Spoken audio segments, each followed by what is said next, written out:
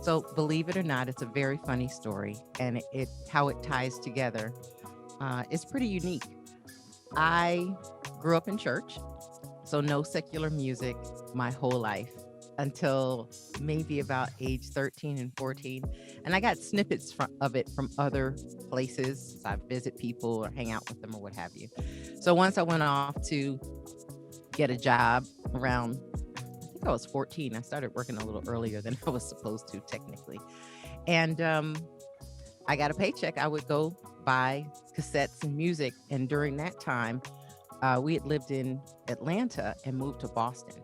And so I was absent of regular radio. We had B103 down there, and in Boston, like it was so minuscule. I don't even know what the radio station was during that time because it was shared. And every once in a while, you'd hear music that was relatable, you know. So, fast forward, left Boston, moved to Columbia, Maryland.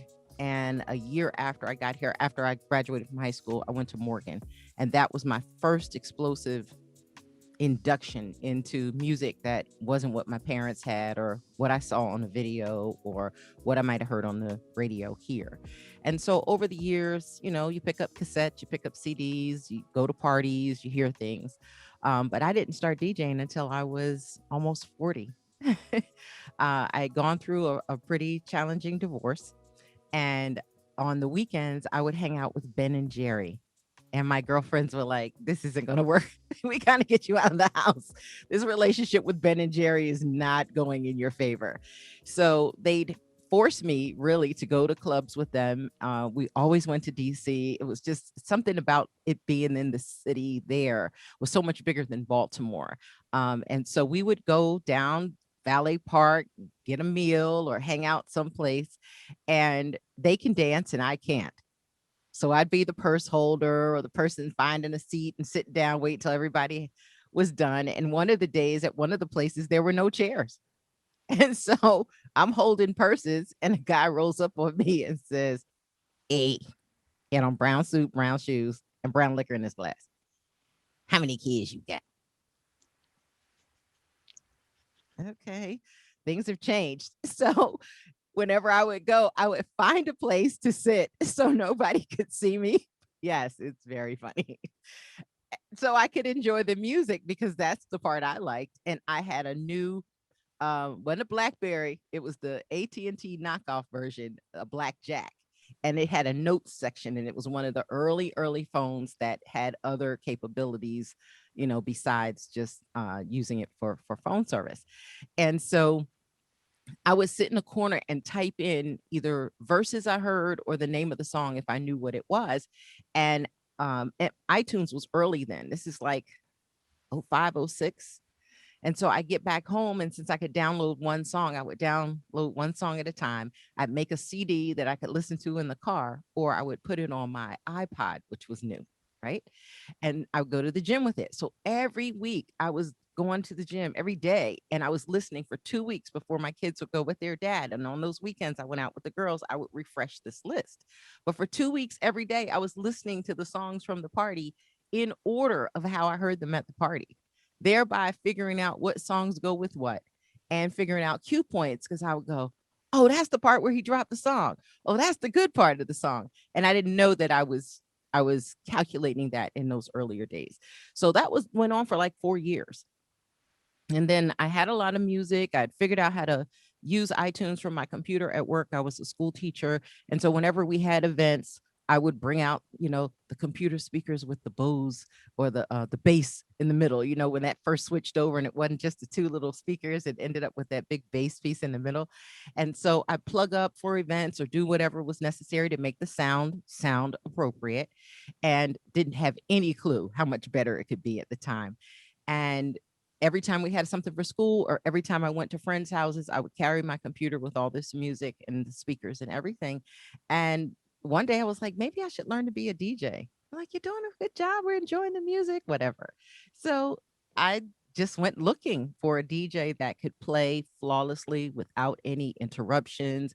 move the crowd without talking, because I hated that whole screaming over the mic to get people riled up to want to party. I felt like the music should do that. If you know how to do it well, the music should carry that, and you shouldn't have to force people or overly encourage them, is what I like to call the MC. And so I went to a party in Baltimore. They had been having these events at different venues, I guess, to kind of open up the spaces. This promoter was taking the same crowd from place to place so they would get to know the Baltimore area. And DJ Droopy was one of the DJs, one of the nights. And every time I was thinking I wanted to dance, I would pull back, I would pull back. Finally, I was like, I don't care who sees me. I'm going to get out here and have a good time. And I just moved. I just like you see me on my show, because I can't dance. I just moved, just pinkies and elbows, as they call it now. And that was my two-step that I had.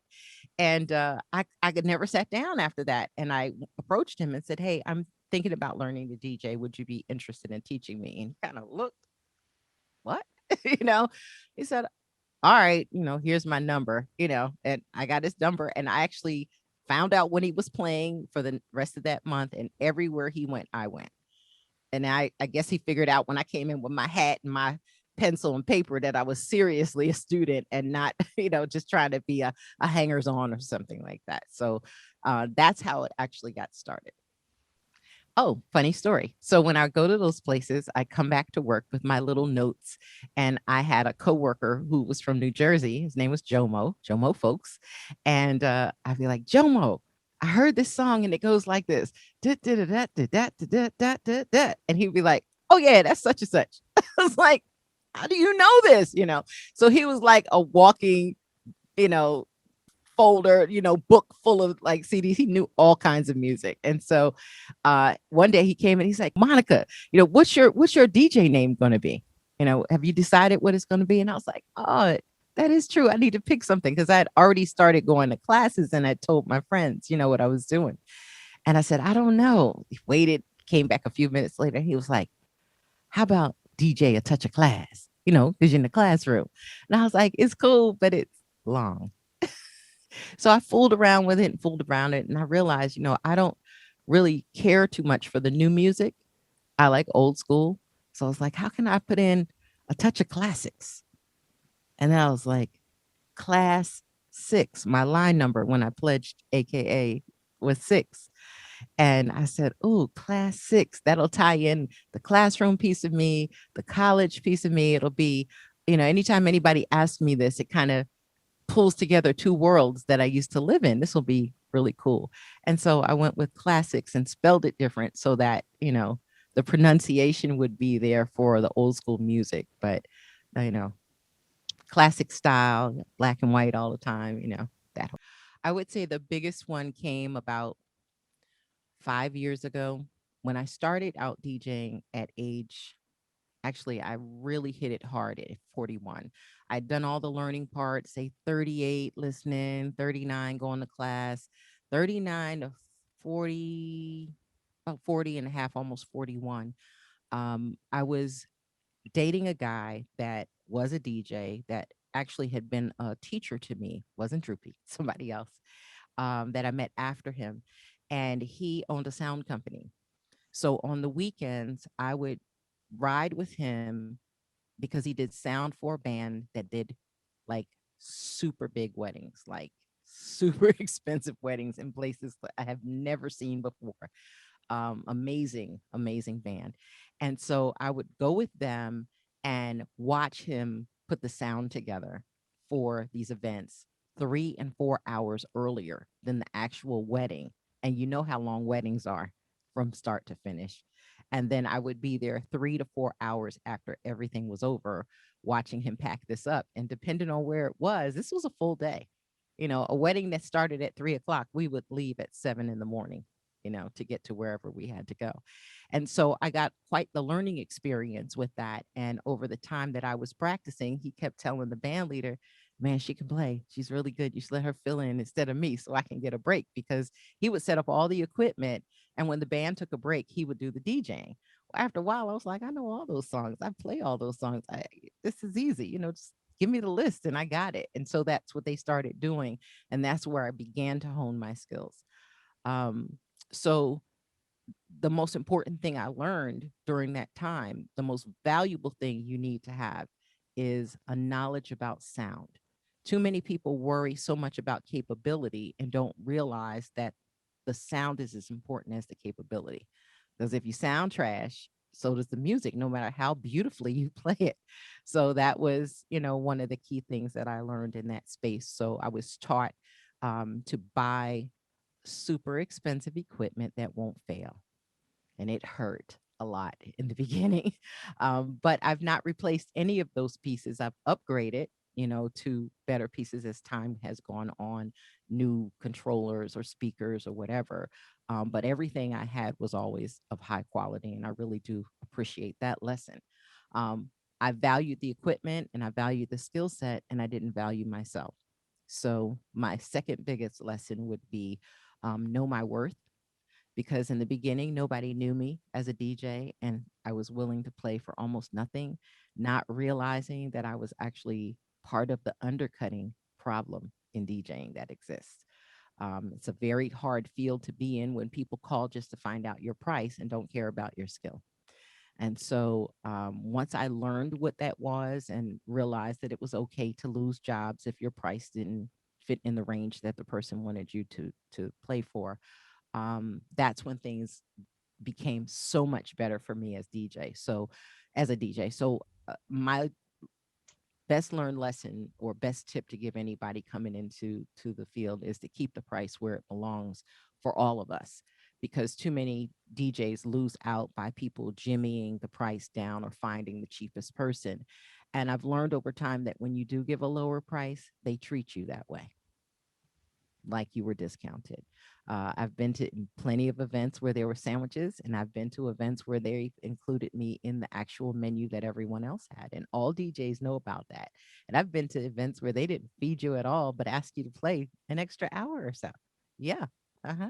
So, so it's a long process, and you have to charge for it appropriately. I would say one that's ongoing is being a woman in this industry. Not that a woman can't do it, and plenty of women do it, but it is a male dominated space. And I've had multiple incidents where I realized that there was a certain attitude or tone when going in. So, one of the things that I did to fix that early, which I didn't need to do, but it was just a part of my process, is I would carry or take the biggest controller I could with as many buttons as possible, so that from a distance viewing me DJing, it was like, oh, that's big, or oh, she does know what those buttons do, because I would get those questions. You don't know how to use that. I mean, people just walk up when I'm setting up, like, that's too heavy for you, just different little sidebar things. Everybody's a DJ. So at weddings or other events, they come over. I'm just checking out what you got back here. I used to DJ back in the day. Do you DJ now? Oh, I got records. I got turntable, because I came in when the digital part of DJing really jumped off. And the crazy thing for me is the teacher that I had that followed DJ Droopy was a friend of his. Um, he taught me on turntables, but progressed me through with the biggest and best equipment. And so he wouldn't let me touch controllers until I mastered turntables, if that makes any sense. So I would say that I've done some jobs where I'd open for a DJ, and at one particular event, they couldn't get the sound right. And so then they were like, "Oh, we don't have a cord for that big old thing you brought in here, so I guess you can't play." And I was like, "That's okay. I got my iPad. Here's an eighth chord," because that's, they were like, "We only have an eighth chord." You know good and well, a club that big doesn't only have an eighth chord. Come on. So I was like, "Cool, we're good. Here's my eighth chord." Plugged in with my iPod, rocked it, but had very little sound. "Oh, we can't turn it up. We can't turn it up any louder than that." The people are like, "Can you turn it up?" Like, it's not me. And then the moment the other DJ gets in, they turn on the subwoofers. They turn the sound up louder. And so they made me look like I didn't know what I was doing, so that the headlining DJ would sound better. I don't know if they do it to everybody, but that day it really burned me. So I was like, no more showing up in spaces where people control sound. I just go where I would carry my own stuff. And the hardest lesson was deciding that my price was my price and walking away from possible jobs. When I left the school system as an entrepreneur, it was hard at first because you want to try to get whatever you can because you have bills. I had kids. It was a lot, to make a choice to step away from a mainstream job with a every 2 week paycheck. But once I put my foot down and said, this is my price, people tended to pay it. And I was like, I could have been doing this the whole time, or they wouldn't hire me and they'd hire someone else and call me back later and say, oh my God, I wish I just paid you, you know. Especially that was big. That was a big lesson. And then dealing with family and friends. Your business doesn't grow until you run out of family and friends. All right, I'll skip back a little bit. I was supposed to be a nurse. That's a funny story. I came to Maryland from Boston. My dad's job moved us to Boston for 2 years. It sucked. That's all I'm gonna say. The best thing about Boston was I made a ton of money because I had 3 jobs because there was nothing else to do. So in the area where we lived. But when we moved to the DMV, I found brown people again, and I was just so excited. I was like, Dad, I am not going back to Fitchburg State University in Massachusetts. I ain't doing it. And so he said, well, you got to get a job, and I got a job for a year and realized that I needed to get out of there and go to college because my parents taught me this really big lesson about working and not going to college. And that was something broke every week when you got paid in the house that you needed to help pay for. And like, new washing machine. My dad was getting everything. It was hilarious. I mean, every time I got, I need $100 to go. I'm like, don't you work? Like, it was crazy. But anyway, that was how they taught me lessons about, life and a household and how you run it and how you keep up with things and all of that. But I very quickly realized I need to go to college so I could get out of that space. And friends of mine that I babysat for went to Morgan State University and kind of guided my way to Morgan. And when I got there, I'd been babysitting for so many people. I decided I wanted to have a daycare center instead. And so I went into business so I would learn how to run the business. And 2 years into that, I was like, this is not for me. So I changed to education, and good thing I did because the next year I had a baby in school, my junior year, and decided that it would be a great thing to be home with my child or my kids in the summertime. So I went ahead and pursued education. And I was a teacher in Howard County for 16 years and went through the time of, being in one school, moving to another, being a teacher, moving to be an interventionist. And that was the job that I was in when I got an opportunity to be a principal at a Christian private school, a private Christian school. And so I did that for almost a year, and it was a risky move. Everybody told me, don't do it. But I did it anyway because it was a significant pay increase, which would help me shed the worry and burden of finances in the household with 3 kids. And not quite a full year into my time with them, they ran out of money to pay me. So I had to shift quickly. And the blessing was during that time, I engaged in the process of fasting, which I'd never done before. I watched the older generation do it ahead of me and had never been in a space of doing that more than a day or something like that, sun up to sundown or anything like that. And then this was for 36.5 days, a tenth. It was like a tithe of your eating habits for the year. And it opened the door for me to wonder and see things outside of education. And I started my own bakery in that first part of the year. And then I did the fast a second time to solidify that this was real. Because I was like, God, what is going on? This is amazing. Like, what's happening? And by the time I finished the second fast, within a week or so, is when I was let go from my job. But because of the things I had put together during that fast for the business, I literally the next week went and took food safety courses and lined up with the state what I needed to do to make my business real and introduce my product to restaurants. And they bought it. And it was like, there's a whole nother world out here. And so when I couldn't get back in the school system as a teacher at the end of that summer, I audibly said, all right, God, I'm gonna challenge you. I'm gonna give you a year and let's see how bad things fall. If it's really bad, I'll just go work anywhere as a teacher because I couldn't get back into the county where I lived at the time. And I was like, there must be something to this. And I'm celebrating my 10th year this year since I was in the school system as an educator. So I love to bake. That year, actually, prior to me losing my job, I had made 17 batches of brownies to share with family and friends. And I'd never done anything like that before because I I would do a few things here and there, but that particular year, because of my newer income that I'd gotten used to, I was able to do more. So every place I went, you bringing those brownies? You bringing those brownies? And they weren't special brownies. It was just a unique recipe that I created that everybody loved. And so I got to January and wasn't baking, and I started that fast, and something kept telling me like the fourth day it was all water. I was only drinking water for a week, which I had never done before. And about the fourth day, I was listening to gospel music. I was quiet in my room. I was trying to be in the zone, which I'd never been in before. You know, it's all new to me. And I kept hearing a voice say, get up and go make brownies. And I was like, something kind of weird about this.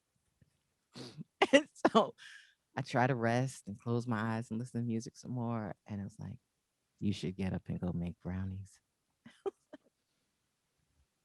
Me go ask my mom what's going on because we cohabitate. So I went downstairs and down the hall to her room and I said, yeah, something in my head keeps over and over saying, go make brownies. And she said, really?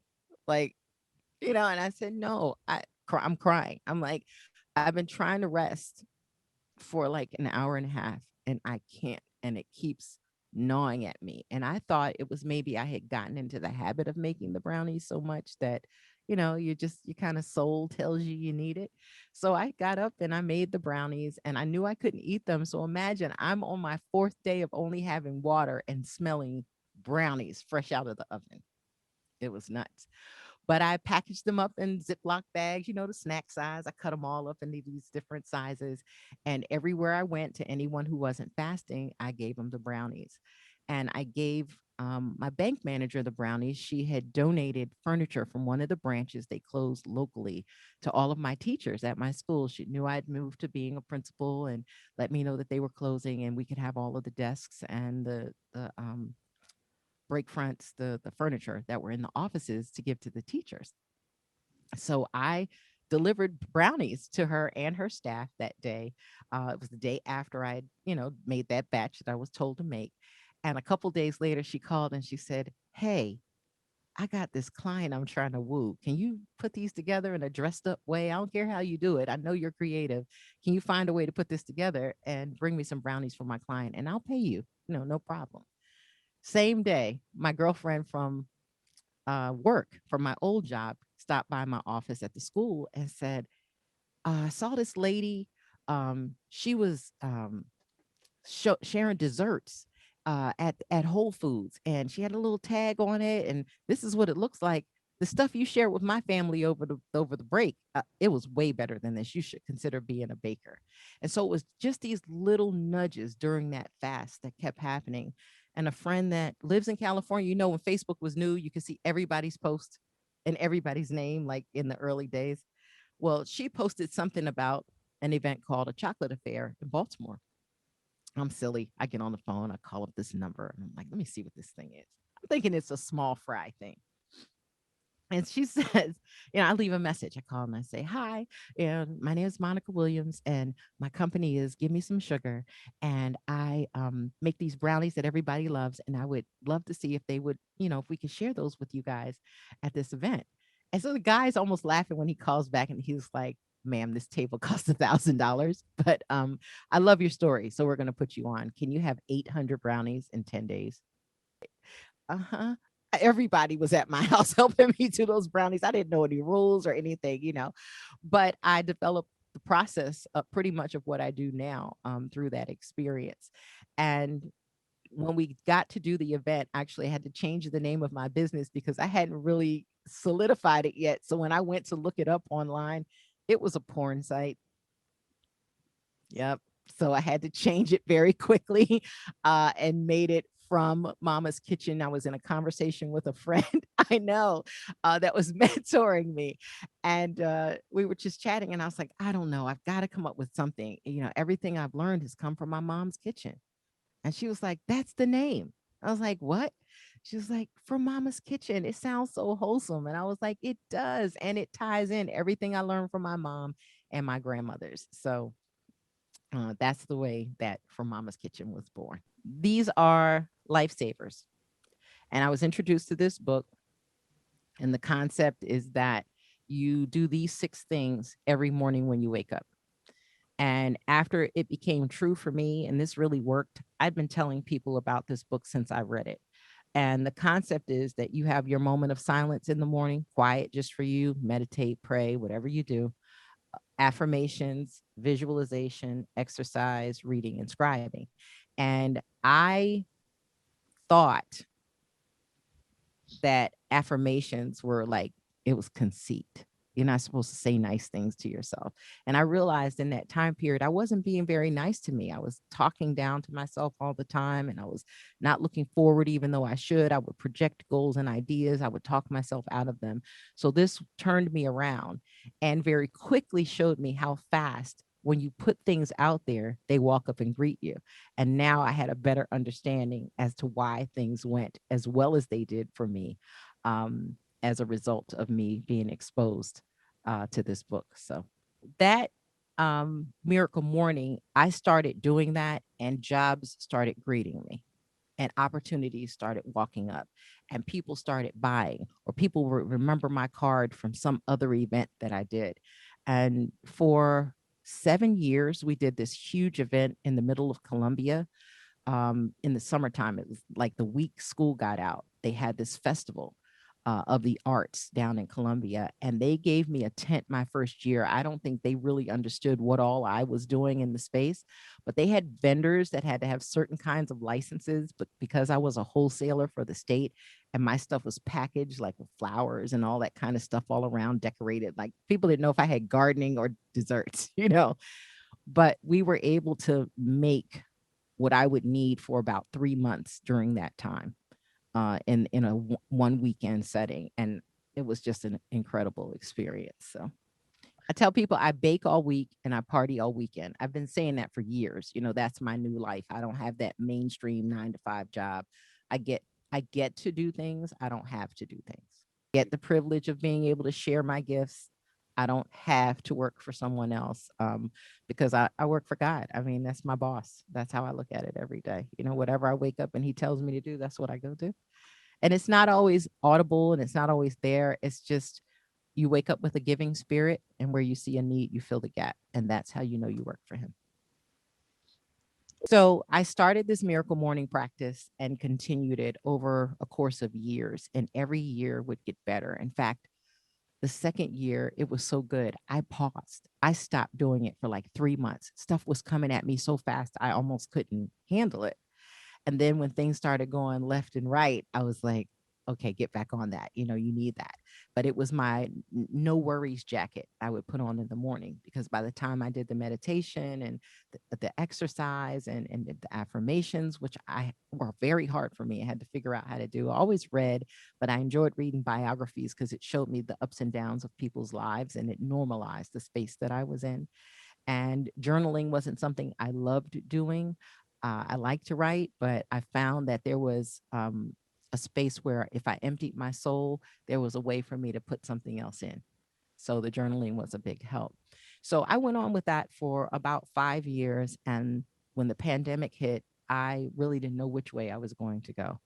But I kept overwhelmingly hearing, use what's in your hands. And the only 2 things in my hands were turntables and Mama's Kitchen. So I baked and I DJ'd, and I'd never been on live before as a DJ. So I jumped on Facebook and said, hi, everybody. Dimmed all the lights behind me, you know, camera to the left. And I hope you like this music I'm going to play because I don't like to talk on the microphone at all. You'd never knew that now.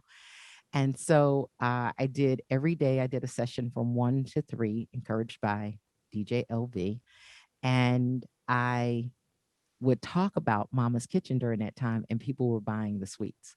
So I would play for free, but I would sell my cookies and brownies and pound cakes and chocolate covered pretzels during my sets by showing product. And in the beginning, like the end of March and or April, everybody was home. Nobody could go anywhere, but I shipped. So I would go to the kitchen, make up what they ordered, and ship it out the door. It was perfect. And so as I got further into that, we passed through Mother's Day, which was amazing. Passed through Father's Day, it was amazing. And one of my friends who was a teacher, who actually I met her because she was my daughter's 6th grade math teacher a million years ago. My daughter's about to turn 30. And she sent me a text message and I looked at it and it said, something about abundance. And have you ever wanted to this or that? And I'm like, are you eating this? And I was like, it kind of sounds like you, but not really, but okay. And I did this abundance challenge for 21 days and it required me to meditate, something I didn't have very much practice in. I've been doing yoga with a friend 3 to 4 times in a week during the pandemic. She was home. I was home. I invited people to join. It was great. And so for whatever reason, I was open to this idea that she sent where if I hadn't been doing the yoga, I wouldn't have been receptive. And so I said, all right, well, let me try the meditation more because when I quiet my mind in the morning during yoga, I feel so much better the rest of the day. This will give me 21 days altogether to experience meditation. And I didn't know that the activities that were going to come with it were going to be so mind blowing, so jarring to my soul, so helpful in helping me become even better. Because, you get to a certain age and you're doing things and you have a routine and it feels good and you think everything is okay. But there were so many things that I hadn't addressed, even in my 5 years of doing the Miracle Morning, that came through the process of the Abundance Challenge. So, like everyone else, I technically have a job because I'm self employed, but technically don't because I don't know where the next thing is going to come from. There's no specific accounts that I'm carrying at the time. They all closed. I don't have DJ jobs coming up next. Everything's closed. I didn't know how this was going to progress forward.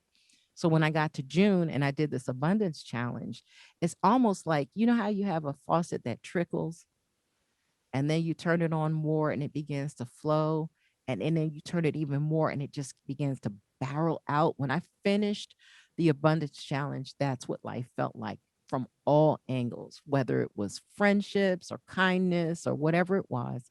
And so by the time I got to July, the frustration I was dealing with was with Facebook cutting me off when I would try to do my daily show. And after people kind of got used to DJs being on it, they just glide past. They didn't stay, they kept it moving. And it was a little discouraging. So I went to Periscope. And when I left Periscope, I came to Twitch. And I got to Twitch and I was like, where have these people been my whole life? It was a music lover and a DJ dream come true. To be in a space with people who actually came to the platform to hear music, not breeze past you on Facebook, and maybe the music lovers would stop. So then I was like, well, I kept trying to get my Facebook people to come over and they wouldn't come. I mean, it just wasn't their thing. I realized later, every friend I have is not a music lover. They might like music and go to a party, but there are certain people that just love music, that just can't get enough, could listen to it all day. And so Twitch offered a smorgasbord of that because you could go and listen to anybody that's playing. Now, this added feature of being able to raid. So you go from one DJ to the next DJ to the next DJ. So it was just like, all of these options I never had. And then I got to meet nice people. So I would listen to a DJ, and if the energy was amazing, you know how it is, you walk into a room, you can instantly feel it, even though it's virtual. There's an energy that exists there. And having gotten a little bit closer mentally to myself and understanding how this works, I realized that that's a privilege to be able to read energy when you walk in a room. And so I would send a whisper message that was early and new to the DJ and say, hey, I'm a DJ too, but I also have a baking company. I really enjoyed your stream. I'd like to send you some cookies or brownies or, something from my bakery. Would you be open to that? If so, use my phone number. I was fine with putting my phone number out there because it's a business. So everybody has it. Doesn't matter. I screen all my calls. I have to, but it's still my cell. Text me your info if you feel so inclined, and I'll send you some sweets. And so when I would go back to hang out with them again, if they'd had a box, they'd be like, oh, DJ Classix is here. And look, she got a bakery. You got to check out her stuff. I was like, that wasn't even my intent. My intent was just to spread love so that maybe they'd come and listen to me, because I knew nobody on there. And so what I learned in that space was, as a community of DJs, we really have to support each other in order for other people to follow that. And in order for that to be possible, we have to share love with one another. So perhaps I sit in your set and we play the same exact songs, but it feels different because you did it in a whole nother way with your spin on it. And then you go to another DJ and they're playing the same thing. I mean, there's these songs that go together, and I'll name them because almost every time you listen to a set, you might hear Candy, Poison, The Breaks, Treat 'Em Right, Just Fine, I Don't Need It, like all these songs, Apache, they all kind of just blend together because they're all in the same range of beats per minute, but they're also great party starters anytime you hear it. And so the way I might do those songs would be different from the next DJ. So it's interesting for us because we all work at the same time. Making our way to Twitch allowed us to hear someone else's interpretation of the same music in another way that bonded our love for the music to the last time that we heard it, and it was awesome. So the Abundance Challenge, I finally got the notion to bring to my Twitch page this month because I had done it outside of that by teaching it to other people through Twitch since I think it was October. I took a risk and invited people to come in. And when I did that, I kind of thought maybe they'll think I'm weird because I'm a DJ. But then I was getting all these amazing miracle stories from people about how their life was changed by it.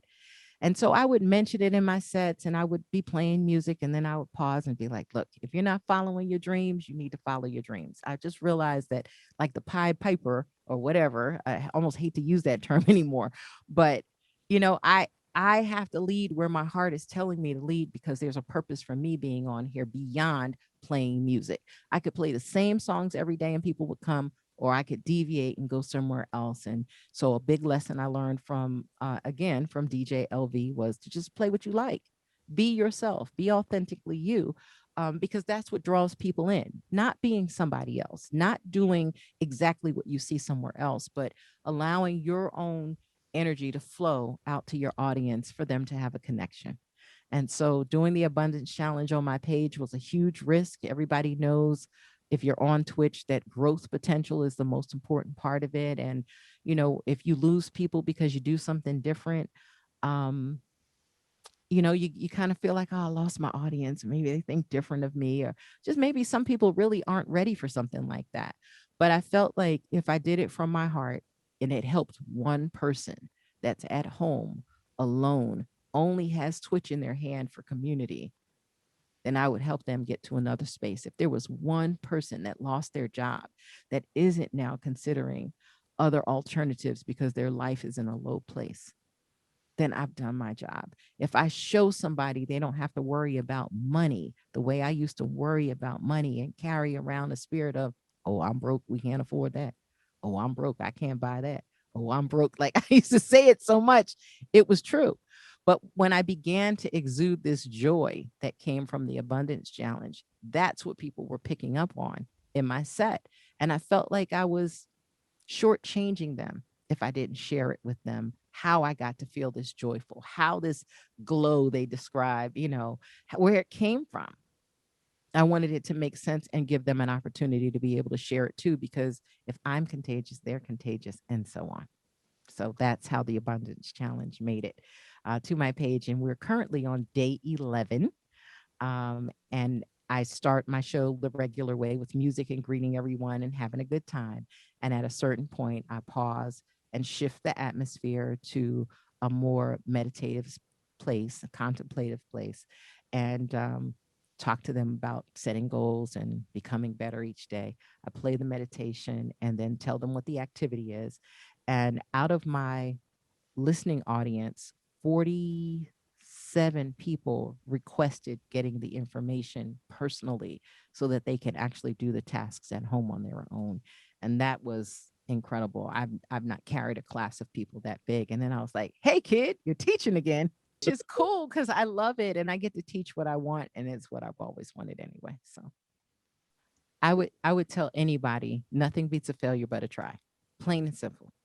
The the only way that you get yourself out of failed state is if you try to do something better. It doesn't mean you're going to be the best at it, but if you can keep up with the try part of it every single day, you'll get better and better as you practice and learn from your mistakes and keep going. But it's a never give up principle, but saying never give up doesn't give you the understanding that you're going to fail when you try. And so my mom has said that for years, and I carry that with me. The second thing I would say to anybody that decides that they want to attempt this space is to observe first. One of the best lessons I got out of becoming a DJ was the fact that I was pushed into those clubs with my friends to carry their purses, couldn't dance, and was running from and avoiding old men with brown liquor in their glass.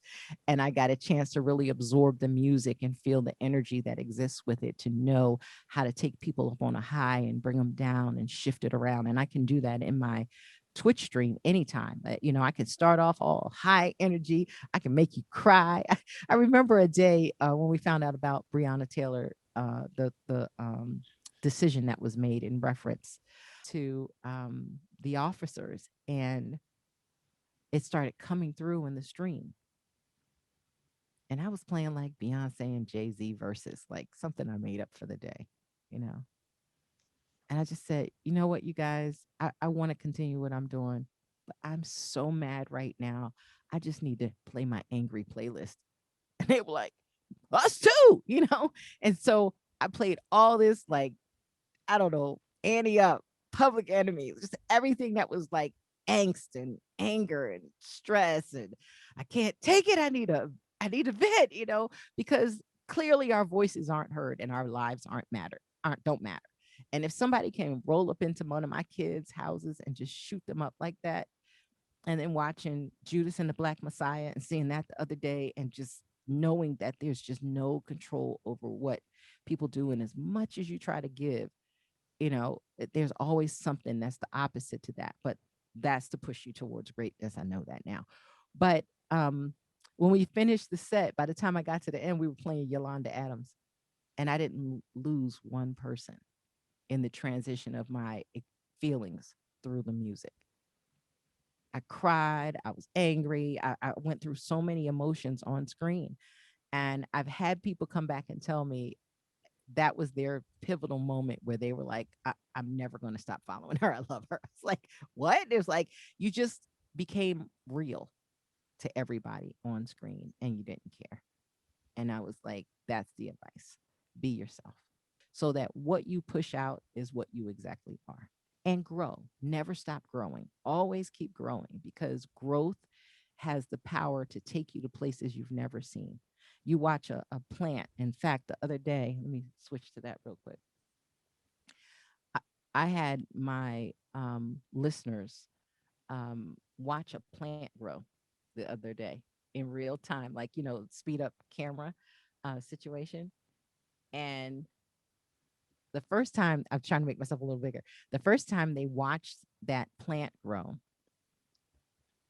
I told them to write down words that would describe the stage they were watching. And of course, there were things like bursting forth, stretching out, uh, being determined, different little things like that. And it was only like 2 minutes long. And when it finished, I said, now scroll back in the chat and I want you to look at some of the words that everybody said, because this is your combined group impression of growth through this video. I'm such a teacher. Like, I'm trying not to be, but I mean, I'm DJing and now I'm teaching and my DJ is crazy. And Something said, play it again. Now that they know what it looks like, play it again.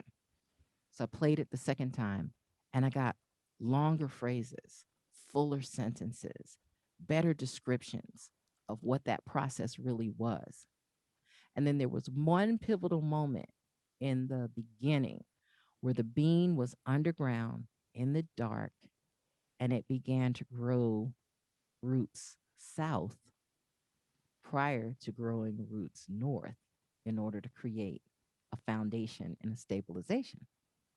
But there was a moment where the bean was facing down, and in the video, time lapse, of course, it turned over and looked up. And I said, isn't that like life? When you're looking down and things don't seem to be going your way, and something turns you around and makes you keep going. And so that moment taught me the value of sharing stories like this in real life during this pandemic, because so many people have been given endless Saturdays. They always wanted them. Always hope you could work in your pajamas from home. And now you are, everybody put it out there. And here we are in the midst of all of this. And don't waste your time. It's the biggest lesson I'm trying to teach. You're given these moments and they'll be fleeting. Very quickly, we're being forced back in even before anybody really solidly feels ready, according to the science. But yet business is pushing so hard. And I keep saying, you'll have a roof, you'll have food, you'll have everything you need. Even if you don't have a job, you will have these things because you know you need them. And so you're putting that out into the universe. It's going to come up and greet you. So don't go back if your integrity does not match what people are trying to tell you to do. And even when you think it isn't going to work, I'm telling you, the moment you decide, I'm not doing that, is when what you need walks up to greet you. It's just waiting for your decision. So I'm always like that fence straddler. I used to be like, what if I do this or if I do that? All my friends will tell you, I used to come and say, I got a decision to make and I don't know what to do, whether to go this way or that way. I learned how not to be a fence sitter because either way I went, what I needed would greet me. Every day during the week, Monday through Friday, I'm on Twitch at 1 p.m. Eastern time until just about 3. I try to do 2 hours every day, really to leave room for somebody else to have a chance to play, and then on Mondays and Thursdays, I play Love Notes, which is slow jams, the quiet storm way. And I play songs, old school mostly, from beginning to end, the way we used to listen to them on the radio, the way every artist always wanted to hear them. I play love notes. And right now we're in a series of triple plays. So over the last few weeks, we've done 80s, we've done 90s, and now we're doing neo soul triple plays during this time. It's been a lot of fun. But it's just a nice place to kind of lean back and relax in the evening and just kind of wind down from your day and reminisce about good times.